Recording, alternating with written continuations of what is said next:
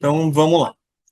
Existe um paper que foi o que deu início a toda essa parte de tokenização e tal, que ele foi escrito pelo pessoal da Google com um carinha ali da Universidade de Toronto. Se isso aqui fosse uma apresentação como a gente fazia no colégio, eu acho que esse cara de Toronto só segurou a cartolina, mas quem fez o trabalho mesmo foi o pessoal do Google.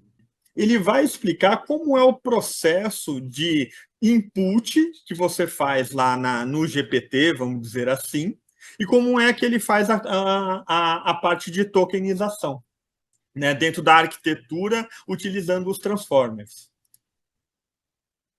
Aí eu fiz um gráfico explicando o paper aqui de uma forma que eu achei que era didática, depois a gente pode ir melhorando isso. Então, imagina o seguinte, você entrou aqui com a palavra sol, certo? O primeiro passo que ele faz lá para a tokenização é pegar o sol e identificar como palavra, e se essa palavra tem uma subpalavra. Por exemplo, se fosse guarda-roupa, né? Então, ele teria uma subpalavra disso. O sol é uma palavra só. E ele identifica também a quantidade de caracteres.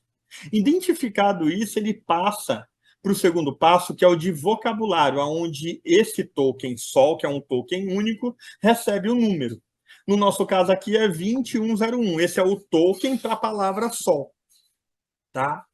Agora vem um negócio do outro mundo, que para poder simplificar ele dentro do paper, isso é bem mais complexo, ele vai fazer uma representação vetorial da palavra sol.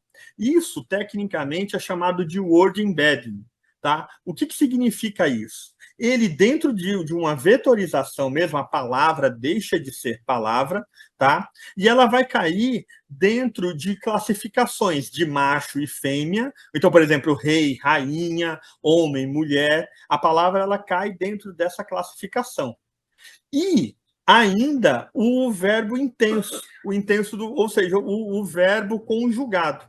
Então, ele sempre veja só, a setinha, né? Você tem o andando, e aí ele tira desse andando e volta para o verbo puro, o andar. E o nadar é o nadando em nadar. Ou seja, lembra que na reunião passada eu falei para vocês assim, mande na IA, né? Use verbos com uma IA.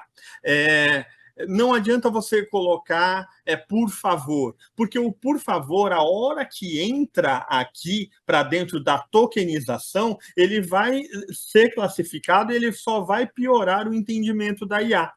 Tá? Por isso que a gente fala para você mandar diretamente, dar um comando de ordem para ela.